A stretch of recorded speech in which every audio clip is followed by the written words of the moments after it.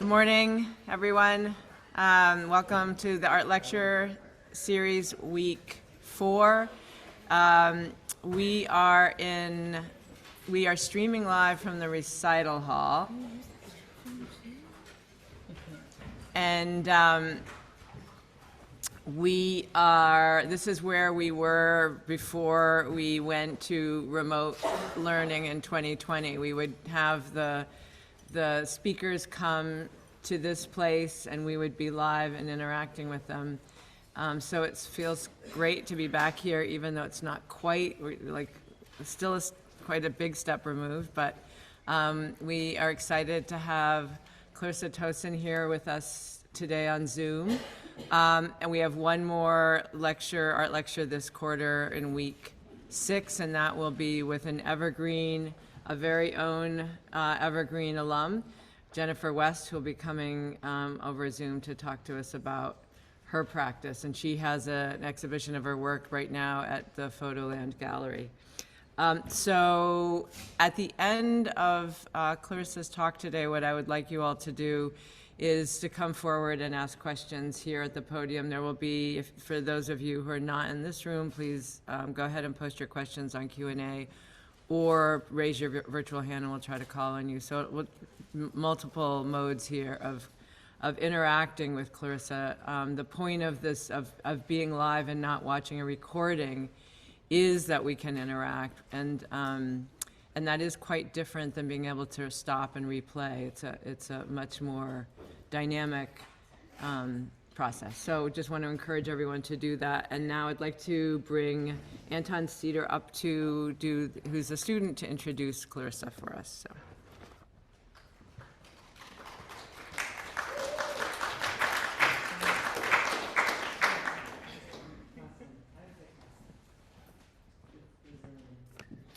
Hello. Welcome.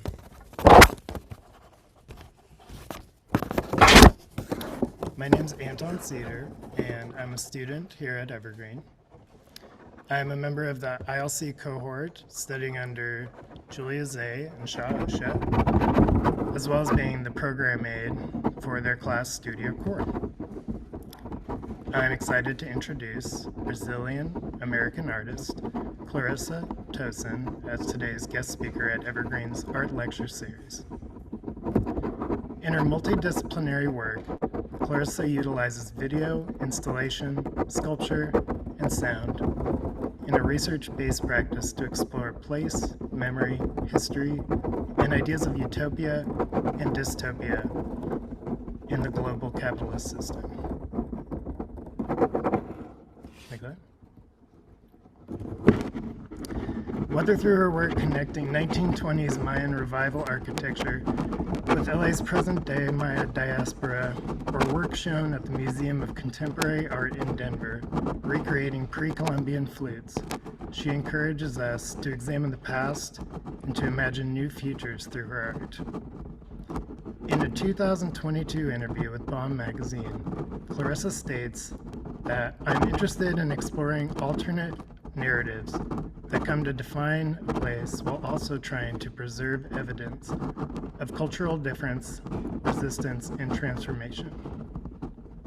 She has extensively exhibited both nationally and internationally, and currently has a solo exhibition up at the Fry Art Museum in Seattle titled "Take Roots Among the Stars." We are all grateful and honored to have her here today, so please join me in welcoming Clarissa Tossin to our art lecture.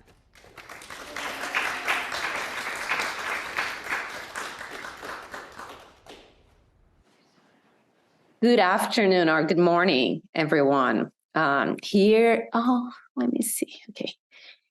I wish I could see all of your faces. It feels a little impersonal to do this way, but hopefully some of you will come to the podium at the end and actually, if you could leave that little, the camera open, it gives me a hint of being in the room. I actually like that. Thank you.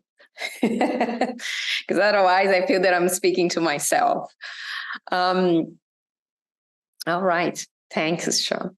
I'm really happy to be here. I'm thrilled to have a work in the solo exhibition at the Frye Museum, and I know that all of you, or most of you, will be going to visit as a group. So that's great, because I will give an introduction of topics and bodies of works that are represented in the show, but you will be able to see more and to see it in person, the work, which always makes a lot of difference, because you can see the materials, you can have your own reactions to the work beyond the discursive frame that I'm giving to them right now, and the visuals that I'll be sharing. So as it's been mentioned, I'm Brazilian. I'm originally from Brazil. I've been in the US for over 15 years now. I moved here to attend graduate school to do my master's degree at the California Institute of the Arts in Valencia, California. And I've stayed ever since, doing residencies and other fellowships, mostly stay in LA, but I also lived in Houston for a couple of years doing the core program at the Museum of Fine Arts, Houston, and in Boston for a year doing the Harvard Radcliffe Fellowship, and other places doing other residencies. So today I thought I would show, focus mainly on a body of work that deals with the privatization of space exploration in the 21st century, that I'm sure all of you are very aware of, and it's being discussed and talked more in the media, and I think we're going to be seeing there even more in the decades to come. There is, in my way of thinking, there is a difference in what we experienced in the 60s. I was not alive then, but you know, when you read history, that there was more of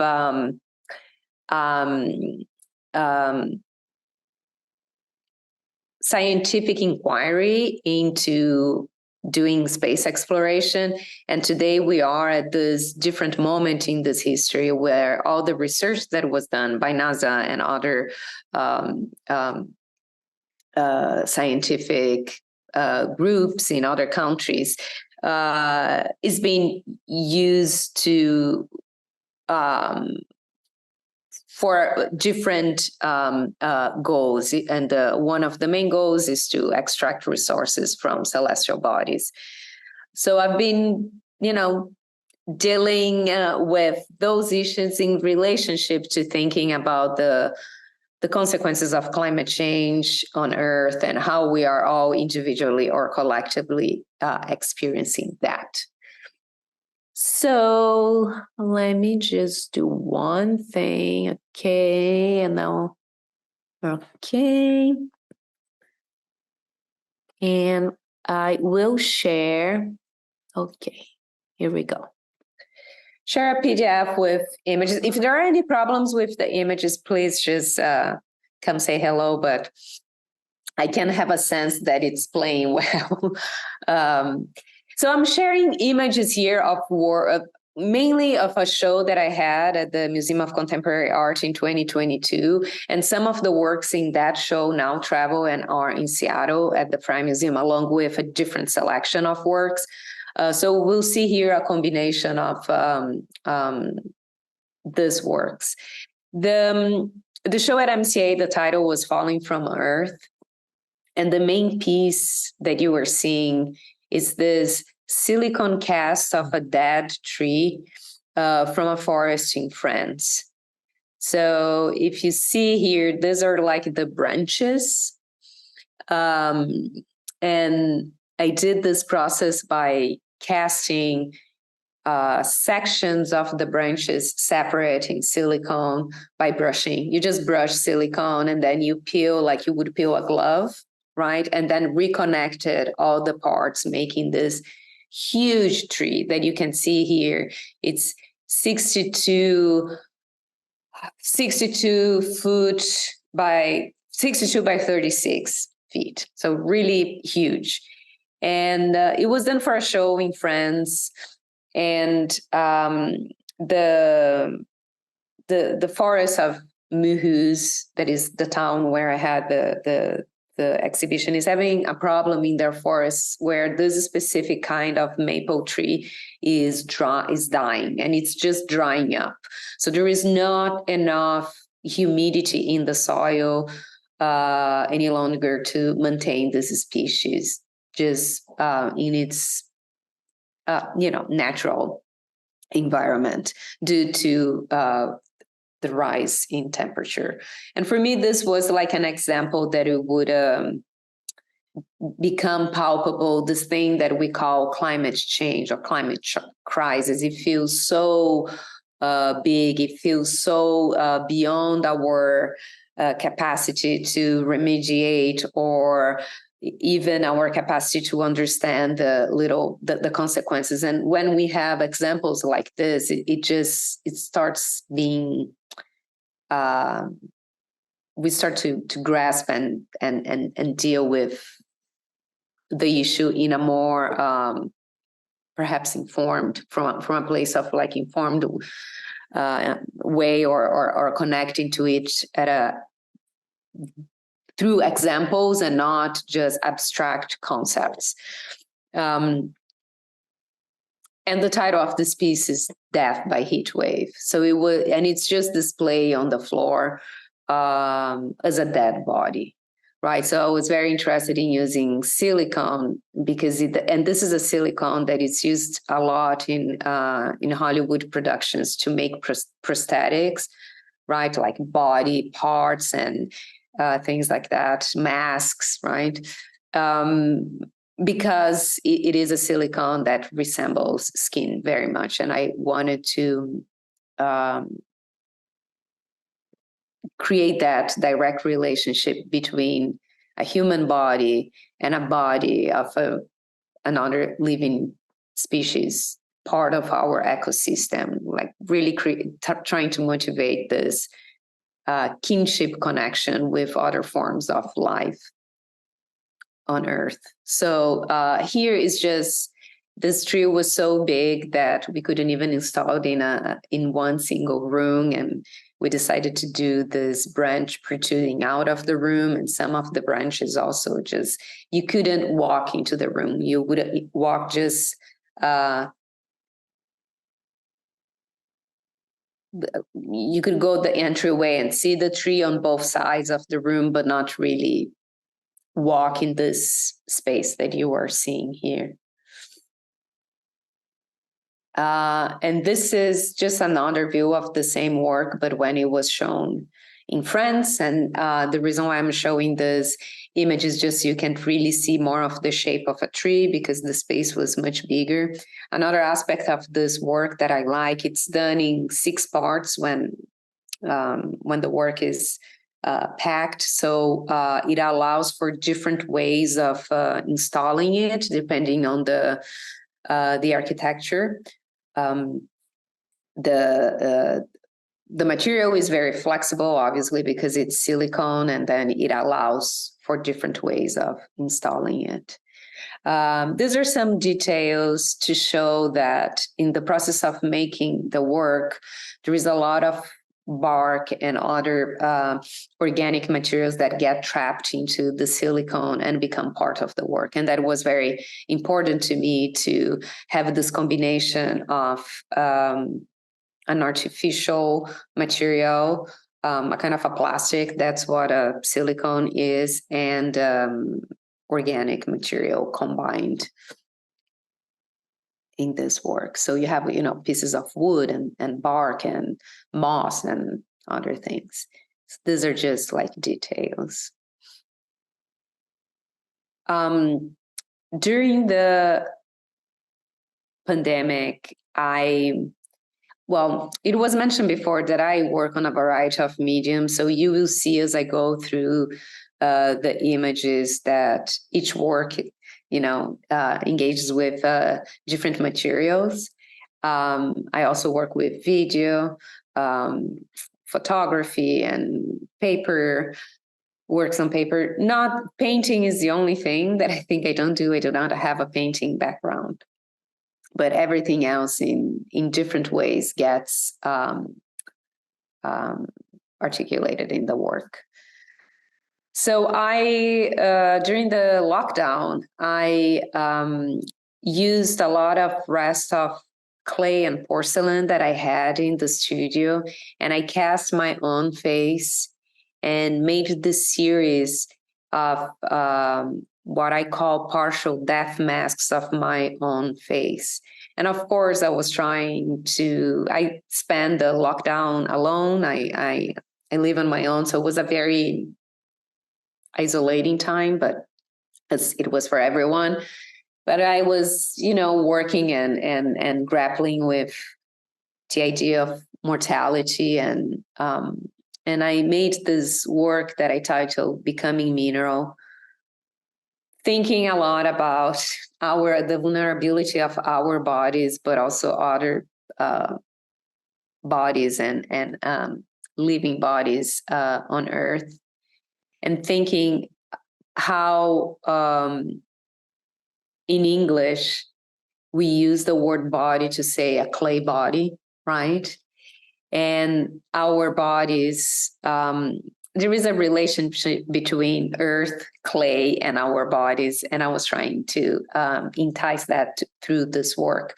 When we die, and we bury our bodies in soil, our organic material will disintegrate and be part of the soil. And some of the minerals that we have in our bodies end up being minerals that are on Earth. And Earth is,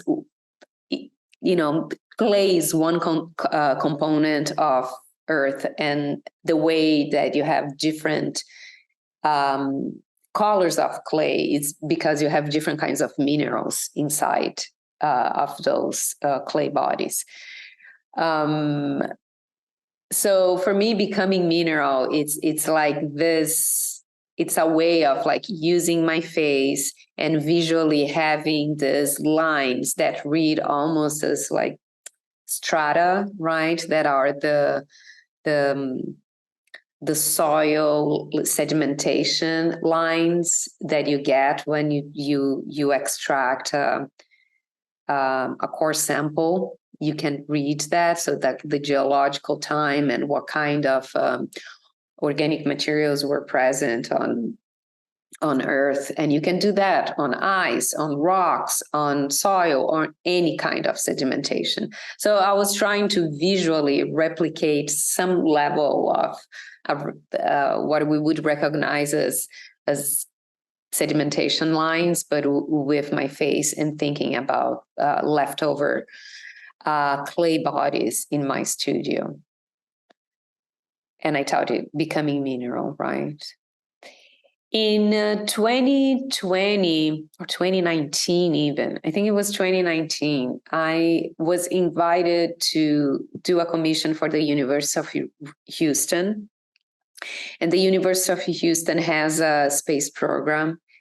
And I was very lucky to be able to be in conversation with a scientist from the space program at the Rice University, but also another scientist at the Planetary Lunar Institute. As I'm sure all of you know, that Houston also has like a lot of like NASA and the Johnson Space, not program, but, a launching NASA site there. So NASA is very present in Houston and the space industry, and therefore too. And I, at the time, so this was like 2019, I think I was in conversation with them, and then we presented the project in 2020 during the pandemic. So I was in conversation with them, very much interested on what is it that is so valuable on the moon surface that we are after. And at the time, I thought it was rare earth minerals, which you can find on moon dust. And it's still something that is valuable to be extracted on the moon, but it's a very laborious and expensive process to extract these rare earth minerals. We might get to that point, but the first thing that we are going to be extracting on the moon is their ice deposits. That's what I've learned through my conversations with Dr. David Alexander and David Krink. And the reason why we are extracting that is because you can, purify that ice and use as water for astronauts who, will be on the moon doing all sorts of different explorations, but also because the H2O molecule, when you break it, you have hydrogen, and hydrogen is gas that is used as fuel for rockets and spaceships and any kind of space machinery that you want to use for space exploration or for space extraction, right? So I worked with them on trying to understand what are the locations that NASA is looking to start this phase of ice extraction in the moon. And I made this work, which is 3 panels of jacquard tapestries. They are digitally woven, right? But the first, and they use like a metal threads too. So let me see. Oh yeah. So the first one, as you can see, is the first one on the left on this image. The first one is the Shackleton crater, and that's the place where the Artemis mission will land probably in 2025. So Artemis is the current NASA mission to the moon, which they already released like one spaceship to go around the moon this year. And in 2025, I think it will be the first, they intend to return like a crewed mission to the moon and have astronauts to stay on the moon. I can't recall if it's for 10 days or 30 days, something like that. But they would land in this area, and the reason why it's because it's believed that the bottom of this crater has a lot of ice that can be extracted, but also there is the side of the crater that is a rim that gets sunlight, full exposure to sunlight, so it's a great place to set solar panels, and that's the way that you can generate energy to then deal with all the machinery or starting, a colony on the moon and who knows what else. At the time that I've learned this, there was something that I thought it was really poignant and poetic, that the way that we are extending humanity to other celestial bodies start from water, like the ice deposits and the sun, which are the same natural sources of life on Earth, right? But the irony now is that these are the same sources that we are looking at harvesting or extracting to start another cycle of extraction that very much resembles what has been happening on Earth for centuries, and that led to the climate crisis that we have at the present. So it's very disturbing for me that we are just replicating the same colonial drive and impetus through this process. And that also leads to the title of this tapestry triptych, which is the eighth continent. This is a nickname used for the moon, and I think it's very telling of this colonial impulse, because usually the art, when you look at maps and the idea of continents, it's like this is the continent that hasn't been, it's like a territory that hasn't been explored yet, right? It's like, who's gonna get to the moon first and claim a piece of land? And there is a lot of conversation now on the media. I just, I'm starting to hear a lot people talking about the moon treaties and how there is a lot of loopholes on the moon treaty is a treaty among nations. So it's like nations are not supposed to claim any celestial body, like part of a celestial body as part of their domain or territory. But both President Obama and President Trump passed bills that allowed private companies to actually do part of the exploration, and then there is this whole new field of like space law to be developed and conversations to be had and limits to be drawn. But at the moment, it's a little bit of open for all. You have the Moon Treaty, but not all nations signed that. So it's a very, it feels as if it's like, oh, this is the continent to be, conquered and explored.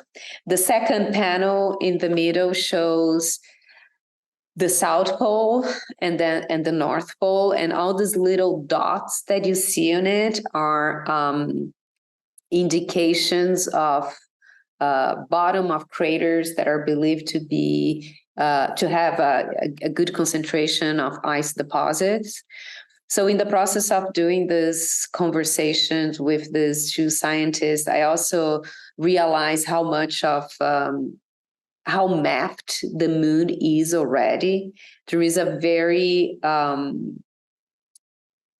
elaborate and detailed geological map of the moon. So it's like we are not physically there, but it seems that we have almost all the information that we need to, or at least in terms of mapping and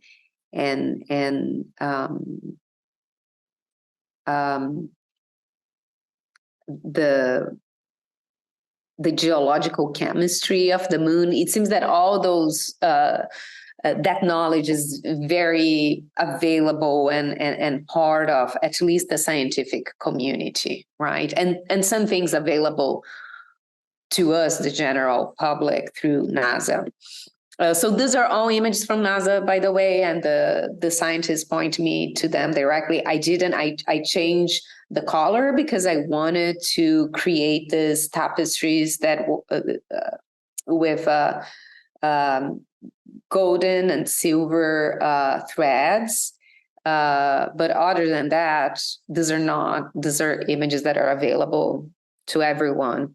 The last one is like Earth Rising. I just remade an image from 1969. That was like the first time that a picture of Earth was taken from the perspective of the moon. And it's the first document that we have of planet Earth as a whole, right?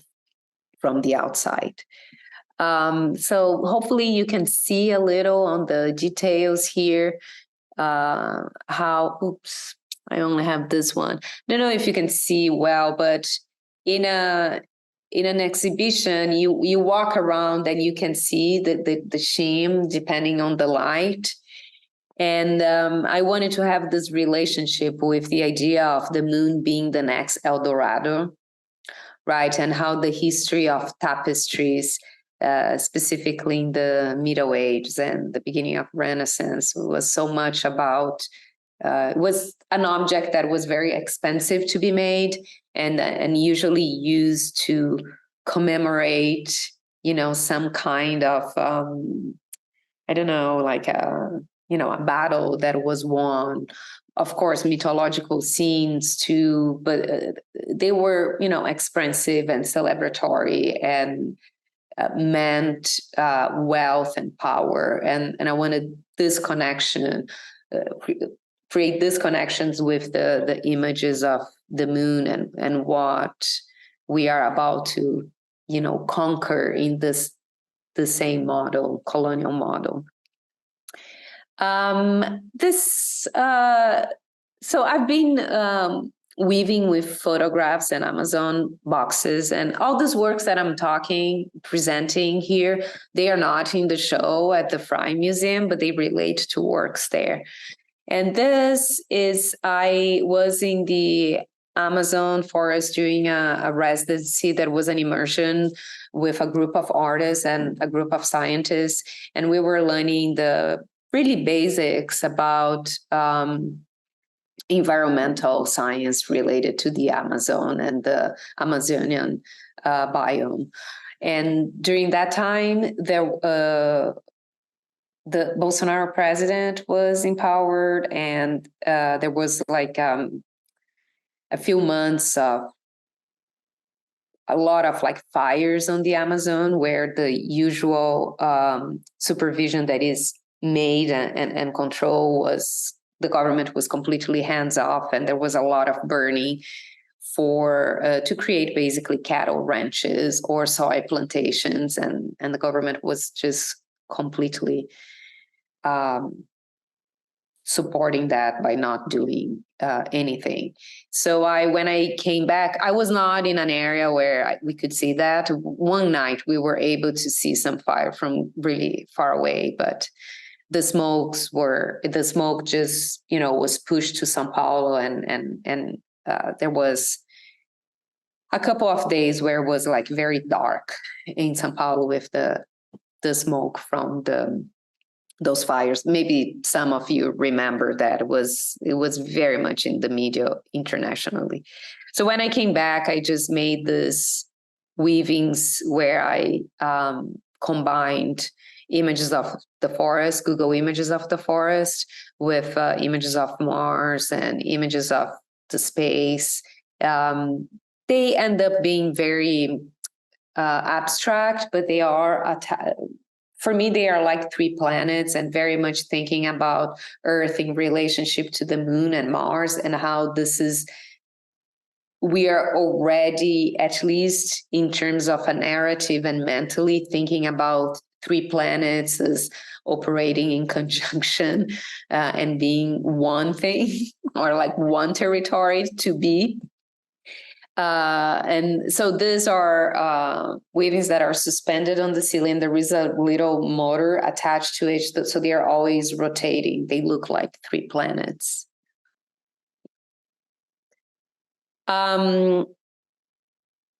Then this is another work about the moon. And the first, the vial that you see on the corner left of the picture is actually moon dust, borrowed from Johnson Space Center. And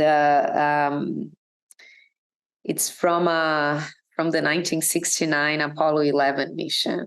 I can't believe that we were able to borrow this for that show, but we did. Was a very complicated process because moon dust is considered state secret. So there was a lot of security involved in just like having this small sample, and the way that the case had to be built. The vial would go to a safe every night. It was like really, really interesting. Someone from the museum had to physically travel to Houston and bring us a carry-on that the moon dust could not be shipped, and many things. But it was very important for me to have a sample of like real moon dust in relationship to all the work that I was doing in the show. I want to mention that this show was in Colorado, right, in Denver, and Colorado is the Colorado School of Mines has the first program of space geology. So, and that just goes to prove that the idea of like extracting other celestial bodies is very advanced already, and I think we are going to start again hearing more about it, maybe on the media. I think this year is the first group of space geologists that are going to graduate from the 4-year program from the Colorado School of Mines. And so you would see this vial there, and then you have a series of like 5 works on the wall. And these 5 works are basically the same image of the moon that I printed 5 times, and I folded the paper following a pattern to make a origami drone. But the idea is just I folded the paper, marked the paper, and then opened up again. So you just end up with this grid marking the paper. And I incrementally erased parts of the image. So these 2 are just folded, which are these 2. They are just folded. They are not erased. And then here you can see at the bottom that part of the image was erased, and then this one, the top part, and the last one here to the left is completely erased. You can barely see that is the moon. And what I did, I collected the inkjet dust that I was erasing from this print. And for each one of those prints that I erased, I have a vial where I kept the ink.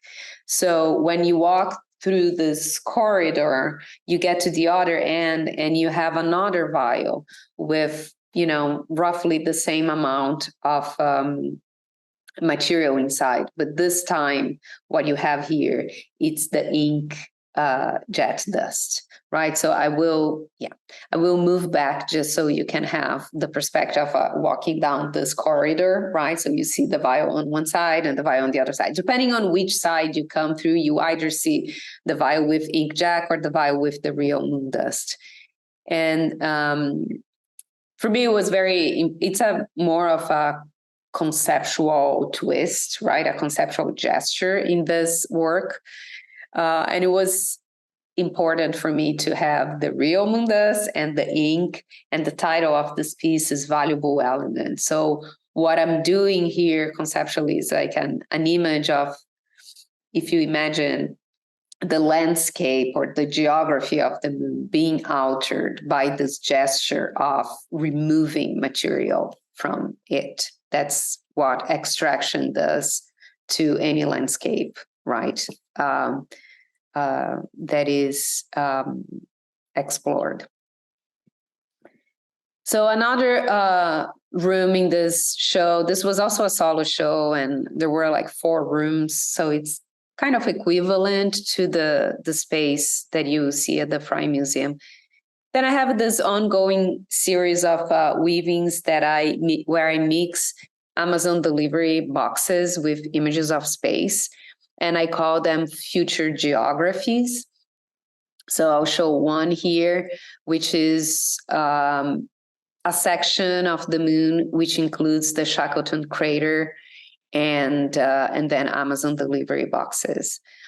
You guys are in Seattle, so I went to visit the spheres and the Amazon headquarters. So it's very, I think you all as an audience would not miss the Amazon logo in there, in the weaving. I started weaving with Amazon delivery boxes in 2015, and I was doing a work about the Amazon. And I wanted to use techniques, aesthetic, like artistic techniques that related to indigenous aesthetic practices, but to talk about the presence of industry in the Amazon forest, specifically the city of Manaus, which is the capital of the Amazonian state in Brazil and has a really big industrial park that produces a lot of electronics. So I was very much interested in how in English you say Amazon, and it's the same word for the forest as it is for the company, for your retail store. But in the US, people will think about Amazon.com before then they think about the forest. And through the process of doing this weavings, I got to this point where the work is now, where I see them as maps of uncharted territories. So you are really looking of images of geographies that are considered geographies that will inhabit our future, right? If you imagine that you have a colony on the moon and then on Mars, those are going to be images that are going to be fed to us more and more. And but we are not there yet. We might be there in terms of how visually we are being trained to see these images, but not physically. We are not there. So that's why I see them as uncharted territories. And here are like detail, and these are more of, I need to go a little faster, more of the images. So this is Mars, and all these images are from places that, you know, something already happened. Either NASA already landed there to do some space exploration, or this, for example, which is like a cluster of stars that is the closest one to our galaxies. So it's like probably we are gonna that's the next frontier. And you will see some different weavings in the Frye Museum.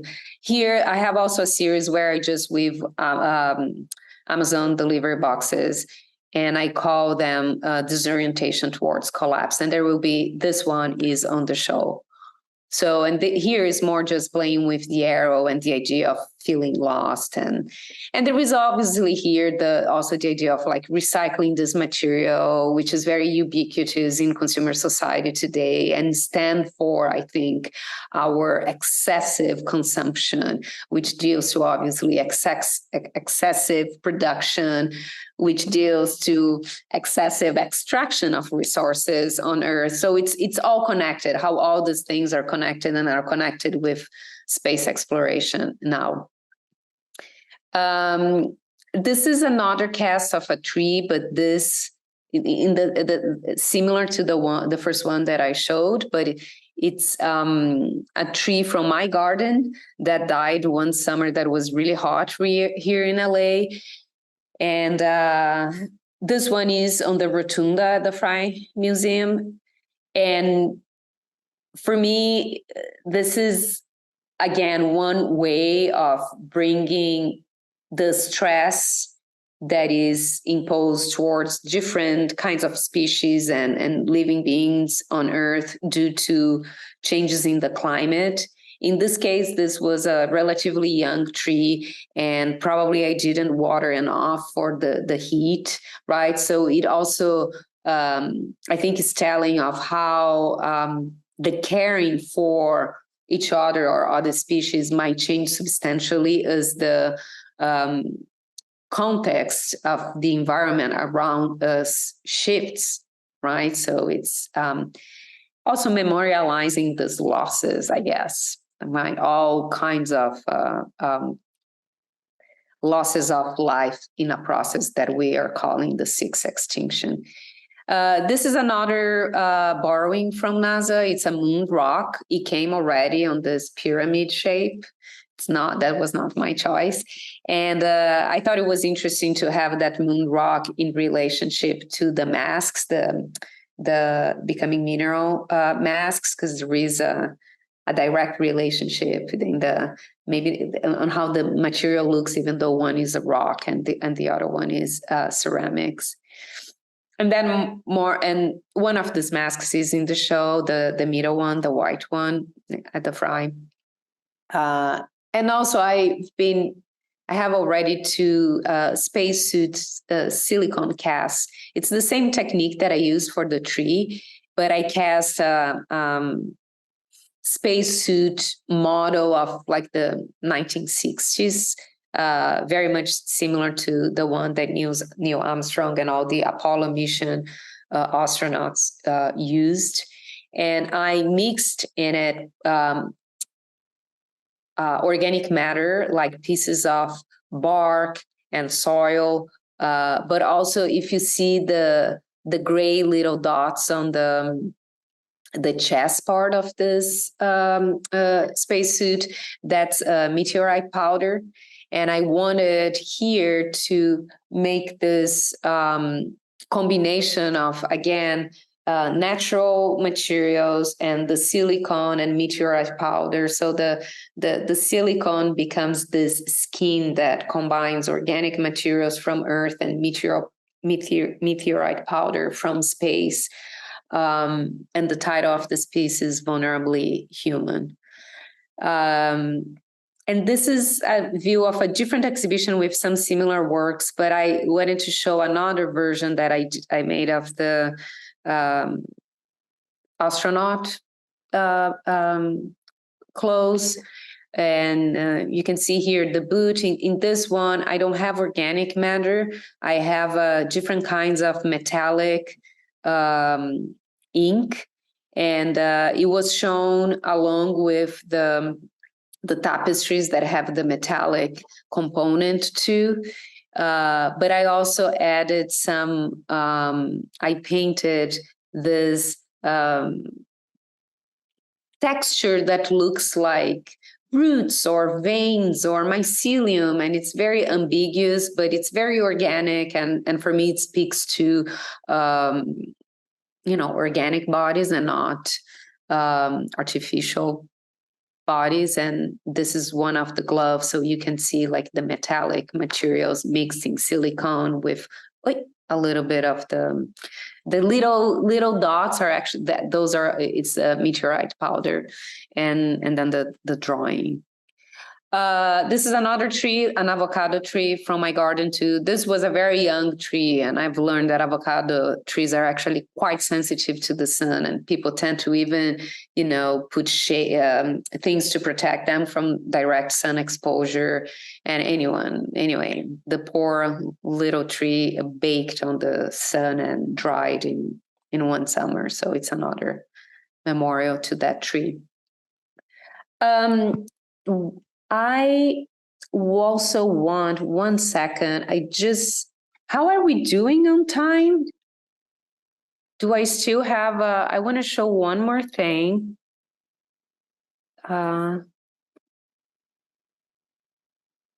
here. It just takes me a minute to get up to you. We have at least 10 minutes, so we're fine, right? It's 12:20. We have till 1 that we're all together, and so show another, and then we can open it up to Q&A. It would be just fine. Okay, let's see. So I'll go really quickly through this. These are the weavings that you're going to see at the Frye Museum. And this is a new series with images of the Webb telescope. So I consider this like the latest image of space that are really colorful and beautiful renderings that are really made for us to fall in love with space and the future, right? So you will see some of these images there. This is, by the way, pages of the catalog that these are already shown. The catalog that the Frye Museum made, and for those of you who may become super interested in the work, I highly recommend getting a copy, because there are 3 amazing essays that discuss the work in more detail. So here you can see just some other works with the weavings, and I don't have time to specifically talk about them, so I will just scroll through briefly, because I want to show the body of work on Mayan revival. I would just say a few words about this work called Future Fossil, because you will see that in the show. And I made this piece. I had this idea that I would recycle all my plastic into artworks, and then I started melting my own plastic waste and creating this, what I called core sample of the future.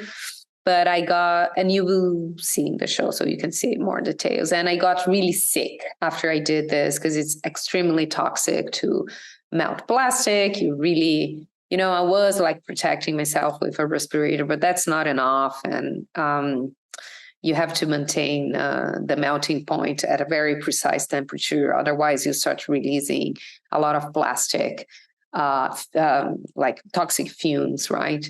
And that's one of the reasons why we recycle very little. Like, we are made to believe that everything that you put on the recycling bin gets recycled. And at least in LA, the statistic that I know is that just 3% of what we put in the recycling trash is really recycled. And these are other pieces that you're going to see in the show, and they also have the recycled plastic attached to images of Mars here. And this is a plane in Mars that is called Amazonis Planitia. So I was again picking something that pointed to like the same name as the Amazon, and I thought it was so curious calling a plane. It's almost like wishful thinking that Mars one day will be as biodiverse and lush as the Amazon forest is, but this plain is actually just like bare, dried. Okay, these images you already saw. I'm gonna skip. Okay, so in the show, there is one whole at the Friar Museum. There is one whole room dedicated to a new film. I also work on video. It's an hour film. I don't know if you have time to watch it in the whole film, but I really encourage you to watch as long as you can. It was a 4-year project. And since 2016, I've been doing another body of work that deals with Mayan revival architecture and the idea of appropriating an indigenous style, and especially in the Mayan revival, it's an architectonic style from the 1920s. So it's like a moment in history that mostly Frank Lloyd Wright was not acknowledging very much all the, research and influence that he received from, that he was searching, right?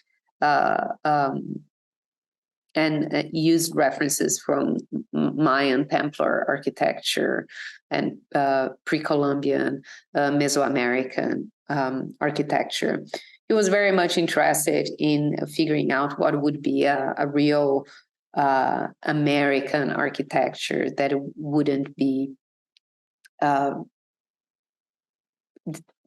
coming from styles from Europe. So he turns and looks to structures that had been in the Americas for very long, which as a aesthetic or inquiry, a pursuit, I think it's absolutely interesting. It's just the idea of like how you do that and how you acknowledge for these other resources of like intellectual work and artistic work, which usually when they are of origins that were not like Eurocentric, they tend to be unacknowledged. And I went, and I've been through this journey of making work in houses that are from this time period and are called Mayan revival or cement block houses in the case of Frank Lloyd Wright, and imbuing them with like references from contemporary Maya culture. Because I think the other erroneous assumption that maybe now finally is again all over media and hopefully a wide audience finally gets it, that indigenous culture, histories, people are of the present and not the past. Like it's like the idea of putting those cultures as being of the past is a form of erasure.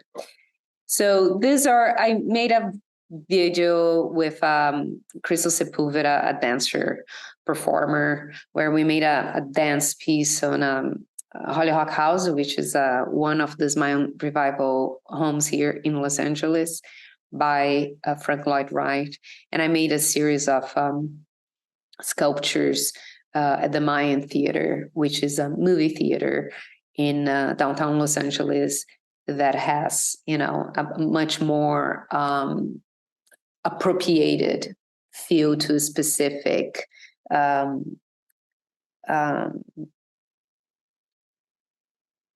sides of ancient Mayan civilization, right? So I will not talk a lot about these works are not in the show, but this is my latest film, which was a 4-year project in collaboration with two contemporary Mayan artists, one poet and one calligrapher and painter.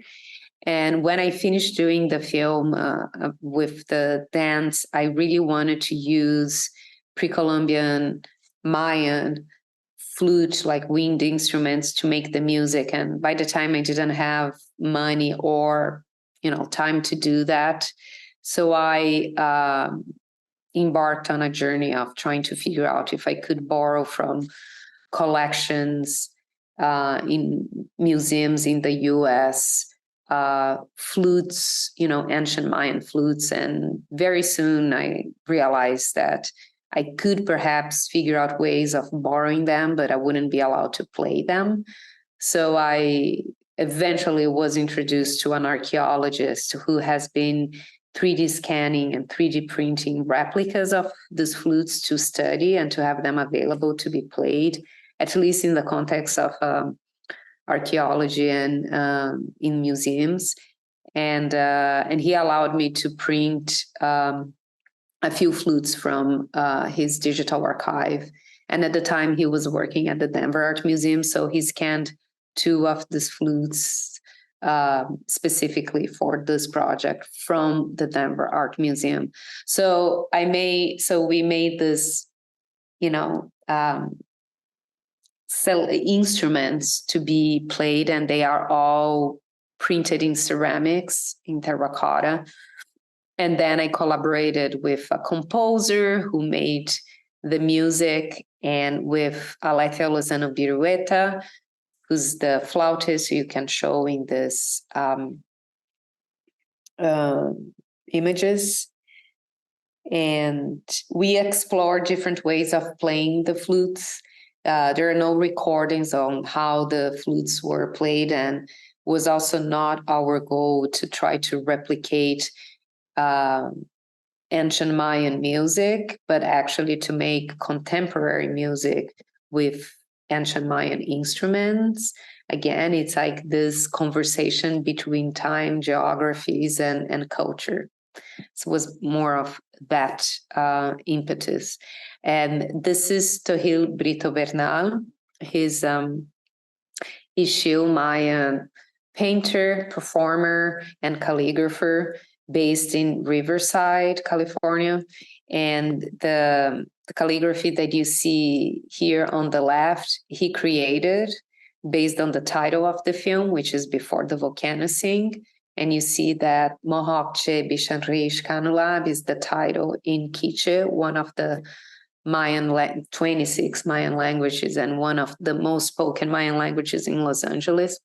Oh, I should mention that also I've started doing all of this work on Mayan revival architecture because in Los Angeles, there is a big Mayan community today here, but there is no connection between this Mayan revival buildings and that community.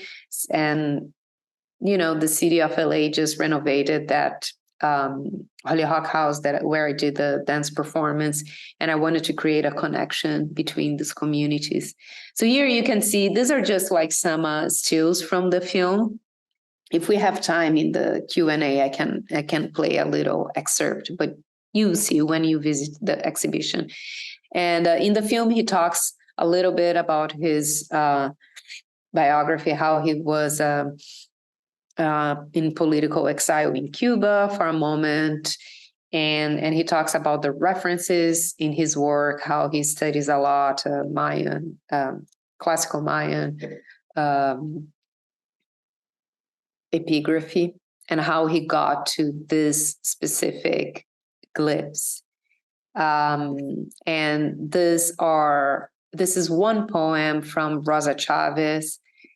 I am very interested in how, and this is Rosa in the middle frame. So part of the film was filmed in Guatemala, where I went and worked with Rosa Chavez, who's Guatemalan and he still lives in Guatemala. And we went to different locations in Guatemala that speak to her culture, and also had direct connections with poems that we selected and are part of the film. So you can hear a lot of like her voice, and sometimes you can see her just reciting the poem in the film. And she's in locations that are related to the topics in the poems. She writes her poems in Spanish, but then she's relearning Quiche, one of her maternal language, and she gets help from her community, Mayan community, to do those translations. And I was very interested in also how both for Tohil, in the process of making the hieroglyphs, and Rosa in the process of writing her poetry, how much of translation and filling up the gaps go into the process, which for me had a very interesting conceptual friction with the idea of appropriation and acknowledged references, and how you can really work from a place of cross-cultural collaboration with respect and in a place where it's not this place of like taking away, which is appropriation, or putting oneself in the place, taking the voice of another. And it's like, how do you negotiate this cross-cultural space where you can have a collaboration with artists from different backgrounds, and yet not work from a place of erasure. Yes, I think I'm going to stop here. And this is Rosa, and it's a still from the film. This is towards the end, where she's in a volcanic place, that there is this lake that is sacred for the Mayan people, the Atlitan Lake, and she makes this performance. She does this performance with a couple of rocks. Anyway, I will stop. We can always go back to images depending on the questions. I also take comments, reactions to the work. It's nice to, especially because I haven't seen anybody faces. I don't know the reactions of like where your interest lies, and I'm open to turn the conversation to whatever is interesting for you guys. Thank you. Great. Thank you so much for that. That was, and we're here. We all are here. We've been with you the whole time. And I just am struck by that last, the idea of the interdisciplinary that you've been doing with this sort of future present stuff that really was wild to see how close that is coming, like, geez. And this idea of cross-cultural collaboration. I think there's something similar. We get all nervous about the second. We might get nervous about the first, but that those things are really possible for us to be doing well without erasing one group or one perspective.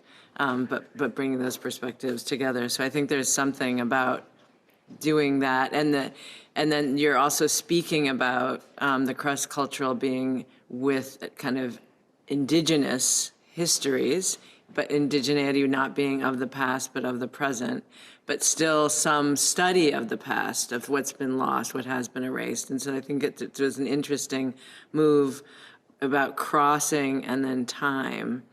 And I would love to, I of course could talk the whole time, but I would love for people to bring questions forward. And I need to, let's see, do we have any, I'm going to bring this up so I can see it if anybody wants to pop a question into the Q&A. So we do have one question. I have, how much time did it take to make the silicone tree? So very specific. Okay, yes. So the big one that I showed first, that one was done during lockdown or partial lockdown. So I was supposed to go to France and stay there for a month and do that. And I had people do it there, and I was, on Zoom checking in every morning, but it was about a month was the first one to be done. So there was a lot of like tests and figuring out what kind of silicone to use. Materials in Europe are a little different. So, and we're still trying to, figure out how many layers you need. What is the thickness? What is the process? The smaller ones, but they took long too. So the smaller ones, it was also a month or maybe longer because the branches are thinner. It was more complicated to do it. And then I had only one person helping me at a certain point. And in France, we had like 3 people, which, made the process a little easier, but also the branches were, as I said, but the branches are bigger. It's just easier to peel. So, yeah. It seems like, and you've got another question here about preparing the Amazon boxes. I think there might be some questions not only about the process of making, which is some, but the idea of having stuff fabricated. I mean, there's also that whole chain from the 3D printing to, how you're preparing these materials, and are you working with other people to fabricate? I think that's. Okay, the Amazon boxes, so the way that they are prepared, I open them, and the first weavings that I've done, I cut everything by hand with an X-Acto knife and a big ruler. So it was like very laborious, intensive. And then there was a moment that I tried doing them with laser cutting, which is, it just became prohibitive in terms of pricing. But there was that moment, and it was the moment that allowed me to do weavings that were a little bigger, because the weavings that I had done before, they were smaller, so it was easier to cut by hand. So I did a few bigger laser cutting, and then I'm back into cutting by hand, but I bought a tool that has a blade already attached to a big ruler, so I can secure the Amazon box open, right, flat, and be able to cut it by hand. And so it is very time consuming. It's a process that puts like a lot of attention and care to something that we see as trash, right? The packaging, outside the packaging, that is just like the delivery box. Mm-hmm. Mm-hmm. Do we have any questions in the room? Sure. Great. So we have a couple people. So why don't you both come down and we'll do one after the other? That'd be great. And you can come right up here.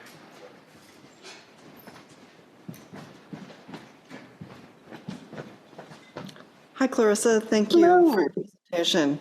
My name is Gail. I'm a student here at Evergreen, just kind of in between places and jobs and such. So I decided to do some more studies. I was I wanted to just ask you about materials and some of the connections between the different types of work that you're doing.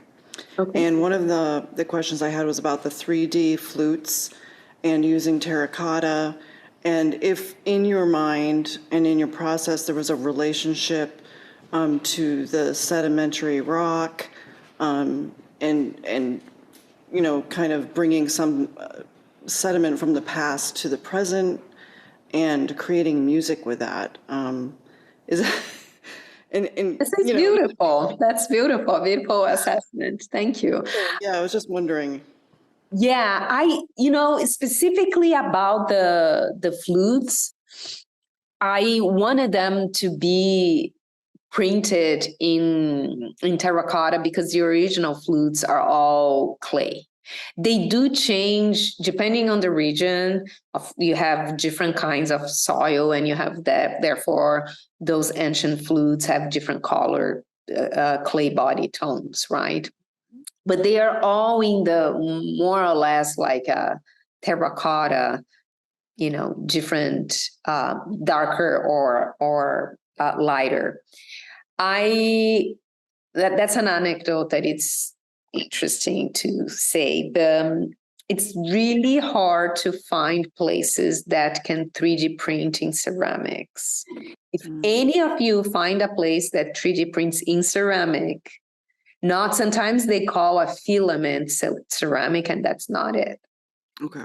But in the US, I haven't found it. Those flutes were printed in Ukraine. So the studio that did those does not exist any longer. Oh my gosh. Yeah. And that's, I had a friend who recommended that place because she had used that studio. And I think it was like a partnership between an American and a Ukrainian. And they even were working with NASA, which is interesting, right? Because they were really doing like high-end printing. They created their own. So the way that they print, they use kind of like a porcelain, a really fine clay. And, they consider that their proprietary secret. They don't reveal what that kind of clay is, but it's a white clay, like light beige clay. And they first print with that.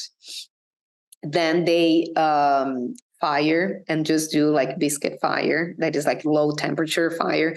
And then they coat the object with whatever kind of clay you want. Then they have all of them, right? It's like kind of slip casting. They just dip it into one layer of terracotta. So if those flutes break, you will see that inside it's a different color. But what it does actually is for the sound aspect of the work, because it is clay and it's not plastic, because all of the filaments that we have, the PLAs and other, right, they are all plastic components. So they sound horrible. I printed. It took me like over a year just to get to a point where I had playable flutes. And the first round was all with plastic filaments, right? They just had the color of terracotta. I was like, I guess that's all I'm going to be able to get. And then eventually I found out about this place in Ukraine. So it was like a year and a half just to get this flutes. It's two of them. Yeah, it took 3 years to do the project. So like two of them I didn't have in the first recordings that I did of the only the sound. But then when we filmed a year later, I did this project in like small sections. And you asked about the geological aspect. I was thinking about soil in that way, that the original flutes are made in ceramics, and the ceramic is very much related to the location where those flutes were found or stolen from, right? They have a direct site-specific relationship to the materiality, because that's what ancient ceramics. All ancient ceramics will be. I mean, all clay bodies up to today will be, you can trace it back to a place. Right. But now that we have industrialized clays, right, it's a little different. So there is that relationship, maybe not specifically with geological time in a way that I was thinking about clay bodies and geological timing becoming mineral, the masks. I don't know that I was thinking about that exactly for the flutes, but it was certainly this relationship to material, to how specific materials will sound different, obviously, in musical instruments, and wanting to be, to get the best sound quality that I could from these replicas. Oh, that's great information. Thank you so much. I'll pass the mic, so to speak, to somebody else. Very nice to see a face. Thank you. Hi. Hello. So when you were having those conversations with like NASA and those people in Houston, did on the topic of like the climate crisis and how like if we go to the moon and start drilling, we're just going to create the same problems we're trying to escape on Earth. Did the topic of like fuselage or like the emission outputs of launching those big things into space, or like sort of those aspects of going into space and how many resources are used and how much is burned off and put back into the atmosphere, and like what happens when stuff comes back down into the atmosphere and if it doesn't get burned up all the way, sort of those questions. Yeah, these are excellent questions. I do not have an answer for them. Okay. I did not focus on talking about that. I'm sure you can find that.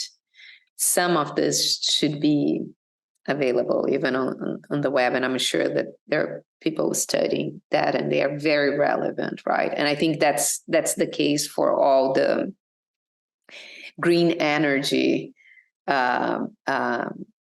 change, right? It's like, what is it go into producing the infrastructure and for, electrical cars, for example, and what do we have to do to make that transition not to be even more, toxic for the environment than what we have. All of these things have to be considered. But what I did during my research for the show at MCA Denver. So Denver is a place, I mentioned that there is the School of Mines, right? And Denver is a place now that has a lot of startups for the space industry. I don't know if it's the same case in Seattle, or if Seattle, all the startups are more related to tech, of what you have in the Silicon Valley and Amazon and Facebook and, I don't know, this kind of service. I'm not aware of what the tech industry in Seattle really is focused on, but in Denver, it's very much, you can see it happening there. It's amazing how much energy and thinking is being put towards this new industry. They even call space industry. I was like, oh my God, is that a thing? Do we already call space industry? Okay, it is an industry. So there is a lot of money to be made there, right? And I went to a conference. It was a conference where there was a lot of startup companies presenting their ideas to. Then it was a mix of like NASA scientists and the army and security, I don't know, national security, different kind of people and departments. So it's very interesting how the space industry and the war industry, there is a big place where they overlap, and also war industry and NASA, there's a big place where they overlap, obviously. And all of that was like very clear in this conference. But then there was some startups, for example, there was one that was all about creating devices that could collect debris of, satellites and things that exploded in the space and created a lot of trash that are basically in orbit, just making it very difficult to launch other things. Anyway, so that's like was one of the preoccupations. Another thing that I've learned in that conference was this idea of putting so many satellites in a grid around Earth to provide internet around the globe. For me, that's just like total surveillance too, right? But you actually, what you do, because you start creating light that it just makes it impossible for us to see stars that are far away. It just like changes the complete, the vision that we have of stars and constellations. If you really go on with the plan of putting in orbit all this Starlink is it Elon Musk or Jeff Bezos? No, I don't. I get all these companies confused. Yeah. I think it's Elon Musk. I don't know. But anyway, Jeff Bezos has his own too, and it's like it's also insane how all these like billionaires are very much behind the space race now, and having their own ideas of how this should take place. And I don't know how much thoughtful consideration is done. So it's like all the questions that you bring are very relevant. I'm just sharing some of the experience that I had in this conference. Yeah, I was like horrified by the fact that maybe, in a few decades, we cannot look at least with bare eye and see, a beautiful night sky when you are camping, because all you will see maybe it's like this locked grid of satellites. Like, really, do we need that? Can we do this in a different way? It's like, where do we preserve nature in some way? I felt like for the first time also on the radio the other day, I heard the idea of giving personhood to the moon, which I loved the idea. I don't know if that will ever happen, but it's the idea of claim that body has some integrity, and what is, the limits of how much we can really extract. I don't know that there is an in-depth study that can tell us what happens if we exhaust resources on other celestial bodies. I think the answer at this time probably is like, we don't know, but what are the questions that we should be asking so that we don't allow certain extreme decisions that may, not help us in the future, just create more. And it's like, what do? You extract resources then, and then you bring back into Earth? Shouldn't we be putting the same resources then just to resolve the problems that we have here now, as opposed to creating more? So I don't know. I'm so intrigued and shocked by the same questions that you are asking, and yes, that's what I have to offer. Thank you so much. Thanks. We are down to about 4 minutes, but there's one last question in the Q&A, and I thought maybe it'd be a nice way to end the talk because it gets back to your work a little more. And it says, thank you very much for the fascinating talk. This is from Devin. And your timely and beautifully haunting work. One aspect I especially appreciate is the specific tonal range and limited palette that seems to cross over many of your varied series. So if you could just, in 4 minutes, end up on that, on your tonal range and your palette. Thanks. Okay. Yeah, I guess the palette probably comes from the materials that I use, right? And the materials used have like the relationship between terracotta and the moon surface. At least we do know that there is a lot of iron content on, not moon, I'm sorry, Mars. So all the images of Mars that you will see at the Fry Museum and in other works, I even enhanced a little bit. And even if you do NASA search for image of Mars, you will find like a different range of like terracotta tones. Like some are more orange, some are more yellow, some are more pale, some are black and white, of course, right? Because there are different kinds of satellites and photographs that were taken.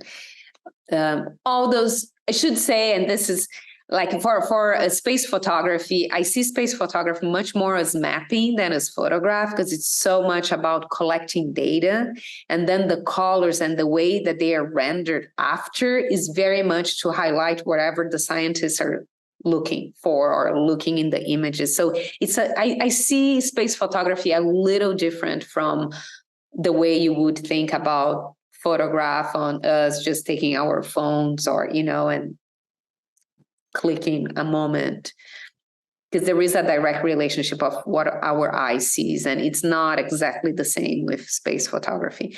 So there is, I think I do, maybe sometimes unconsciously and sometimes not so unconsciously, like these relationships between materials that end up creating this color that is replicated through different works. So in photographs of Mars, and then you have the terracotta material that I used in several works. And then I grew up in Brasilia, which is Brazil's capital. And I have a work that is about the soil there, and the soil is also very iron rich. And so it's very red. And I have a work that I just painted with that soil on a wall. So there is, you were seeing something that maybe it's not the first thing I think, but it informs the work. And then maybe you have the, cardboard color that it's also in the warm tone, earth tone. But there are, if you go to the show, the Future Fossil, the one that is done with leftover recycled plastic, it's very colorful because it has all the colors that you could find, in the trash and silicone. So I think there are relationships, but maybe it's not where I depart from. But in the end, it has a certain coherence because it's one artist thinking through, a process, and sometimes that's just how it happens with art, right? I'm an artist that I don't think I'm part of the group of artists who think that I don't have 100% control of the work that I do. I can have my ideas, I have the process, but there is always something else that happens, and you learn through the process of making. And after you finish making a work, you look at it and you see other things than, what you started with. So, and I think it's, I want to preserve also that hint of mystery that you can have with art making.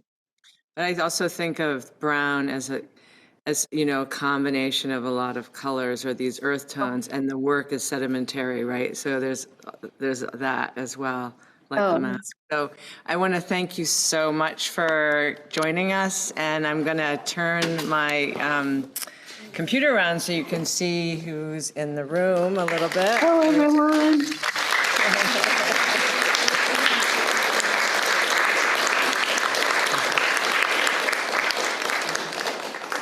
Thank you.